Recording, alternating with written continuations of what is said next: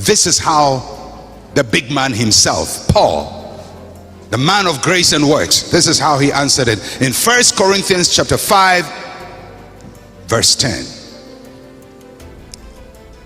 Very brilliant submission. 1 Corinthians 15, 1 Corinthians 15 verse 10.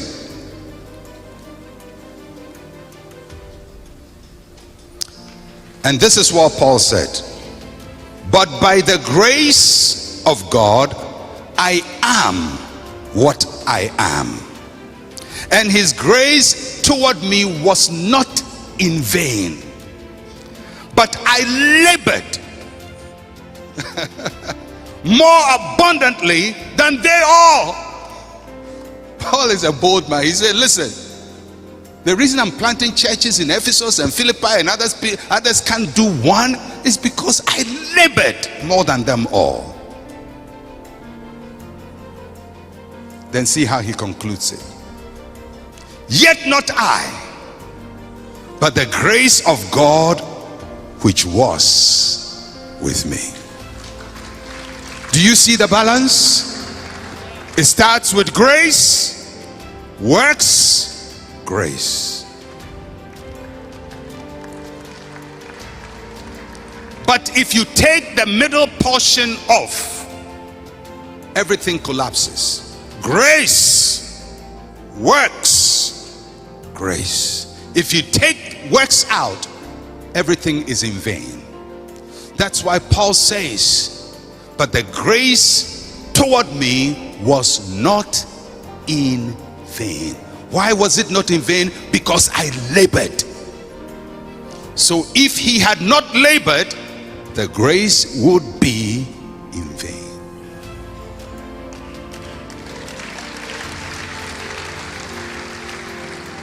So if I go on a mountaintop and pray and pray and pray, Lord, send your power, Lord, send your power, Lord, send your power, and then even add fire, Lord, send a fire, Lord, send a fire, Lord, send a fire upon me, and the grace and the fire and the power falls on you, and you are lazy.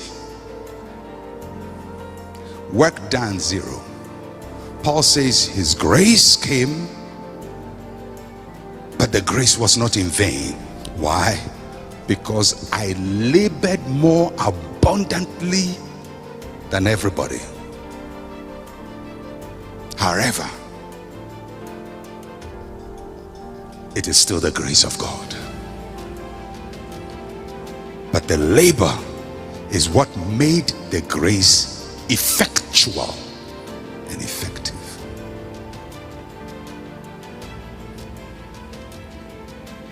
Do you know why? Almost all the leading influencers in the world, not all, but almost all, are not Christians. If you take the hierarchy of the richest people in the world, by the time you find a born-again, spirit-filled Christian, it will be getting down. And in almost every discipline.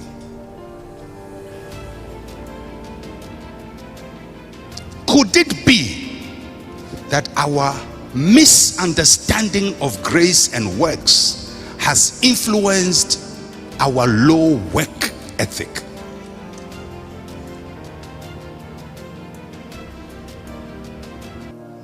Could it be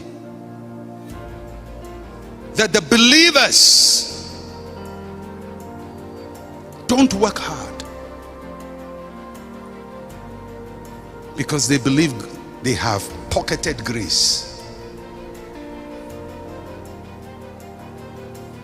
How come of the richest people in the world you scarcely find a born-again, spirit-filled believer? If you go to the academic world, the scientific world, the musical world, the sports world, you just go after. There was a time that the richest people in the world were Christians. About 70 years ago, 50 years ago, all over the world, the richest companies in the world were headed by born again Christians. And then a whole season came where the Christians were pushed out. How come there was a time Christians were at the commanding height of wealth economy and now they are not? Because there was a generation of Christians who understood grace and work, who have been replaced by a bunch of Christians who believe in grace and no work. And if we continue believing that, we can preach all the prosperity we want, lay hands on all the people, give them handkerchiefs, give them water, give them oil, let them drink the oil, let them bath the oil, let them roll on the floor. We can do all of that, but we will constantly be marginalized as a people, because we are undermining the rule of our own God and the rule of our own testament, the New Testament, and the rule of Paul, the apostle. And if we continue, we'll make a lot of noise, but the world will push us further and further and further and further and further and further and further. And it is not a satanic and demonic attack. It is an ignorance attack. Ignorance. Sincerity with ignorance. I'm not saying that people are insincere. People are very sincere, but sincerely ignorant. And unfortunately, we preachers keep pushing that and pushing it and pushing it, and people keep believing it, and we keep pushing it and pushing it, and they're believing it. For some Christians to even believe that if you go to the exam hall, you can lay hands on the question paper, God will answer. Where did we go to and arrive here? Which portion of scripture teaches you that?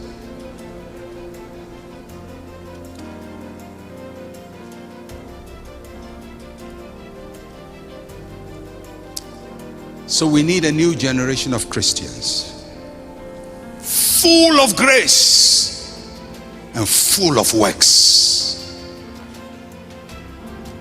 They believe God like crazy and they work like crazy. The two are not diametrically opposed. Grace and works. And in the life of the great apostle Paul, the champion of grace, he showed us at the end where the two converge. Not in our salvation, but in our effectual life. Effectual life. Our salvation is purely a work of grace, but manifested in works. But for our day-to-day living, there has to be a companionship between grace and works. The way the apostle James puts it, you show me your works and I'll show you where your faith is. Faith or grace without works is dead.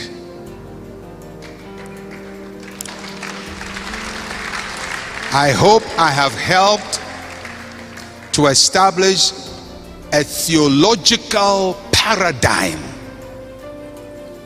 that will influence all your actions, so that whether you are a student, you are a teacher, you are a business person, you are a pastor, wherever you do, you would have this as your paradigm, as your base from which you work.